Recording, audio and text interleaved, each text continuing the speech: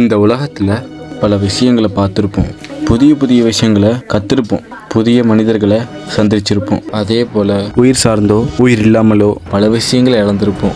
அதே போல் தான் நான் கடந்த வருஷம் உடஞ்சேன், வீழ்ந்தேன், தோற்றேன், அவமானப்பட்டேன், மாடா தேஞ்சேன். நானே என்ன சந்தேகப்பட்ட நாள் கூட உண்டு. இருந்தும் நம்ம எடுக்கிற முயற்சி தான். நம்ம எத்தனை வருஷத்தை கடந்தாலும் ஒவ்வொரு வருஷத்துக்கும் புது புது அனுபவத்தை கற்றுக்கிட்டே தான் இருப்போம்.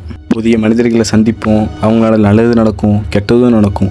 எல்லாத்தையும் சமாளிச்சுட்டு போகிறது தான் மனிதனோட இயல்பு.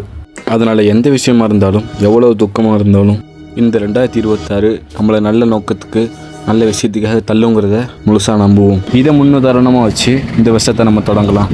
இன்னும் ஒரு விஷயத்தை சொல்லி முடிச்சுக்கிறேன். இந்த உலகத்தில் மரண தருவாயில் இருக்கிற மனிதர்களை பார்த்து கேட்கும்போது அவங்க சொன்னது, எந்த காரணத்துக்காகவும் பேசுகிறதுக்கு தயக்கப்படாதீங்க.